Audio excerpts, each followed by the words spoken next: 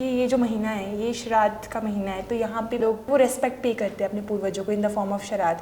So what do you think, अगर हम एक ब्रॉड व्यू लें इसका, तो हम देखते हैं कि सेक्ट्स में डिवाइड है ये भी। For some people means it doesn't hold any weightage.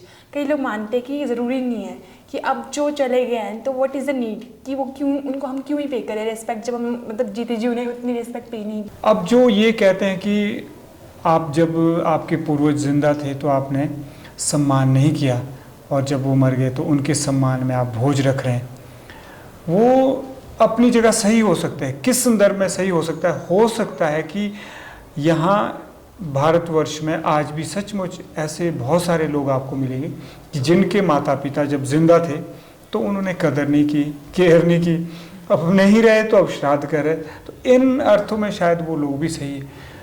लेकिन जब बात आती है कि जो लोग श्राद्ध दे रहे हैं तो वो लोग भी अपनी जगह सही हैं। वो किस सेंस में सही हैं? हो सकता है कि वो लोग जब उनके माता पिता जिंदा थे, हो सकता है कि उस समय भी वो अपने माता पिता का सम्मान कर रहे हो। तो अब प्रश्न उठता है कि जब दोनों सही है तो फिर हम कहाँ हैं? प्रश्न तो यही है ना, आप अपनी जगह सही है। गलत कहाँ होता है सृष्टि?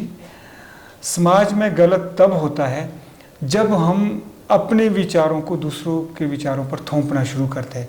जब हमें लगता है कि नहीं, श्राद्ध मनाना है तो मनाना ही अच्छा है, और दूसरों को लगता है कि श्राद्ध नहीं मनाना तो श्राद्ध नहीं मनाना ही अच्छा है, तो यह अहंकार आ जाता है। इससे क्या होता है? इससे समाज में विभाजन हो जाता है, समाज में ध्रुवीकरण होता है, और ध्रुवीकरण तो सबसे बड़ा भ्रष्टाचारण है, और हम बंट जाते हैं, विभाजन हो जाता है। तो समाज में विविधता की जगह विभाजन होता है। विविधता में एकता हो सकती है, विभाजन से कभी एकता नहीं आ सकती है। तो मेरा तो यह मानना है कि जो श्राद्ध है यह तो अवसर है अपने पूर्वजों के प्रति श्रद्धा व्यक्त करने का। वो लोग कैसे थे, उन लोगों ने जीवन कैसे जिया, वो लोग क्या गलती करके गए और क्या उन्होंने अच्छा किया, उन लोगों ने किस प्रकार का जीवन हमारे लिए छोड़ा है, किस प्रकार की ये धरती हमारे को दी है। तो यह अवसर है ये सारी बातें जानने का। तो श्राद्ध जो है शब्द का विषय नहीं है, श्राद्ध तो श्रद्धा और मौन का विषय है। मौन और श्रद्धावान होकर हमें पूर्वजों की सुननी चाहिए। एक तबका ऐसा सचमुच हमारे देश में है जो कहता है कि पुनर्जन्म भी कुछ नहीं होते हैं, पूर्वज भी कुछ नहीं होते हैं।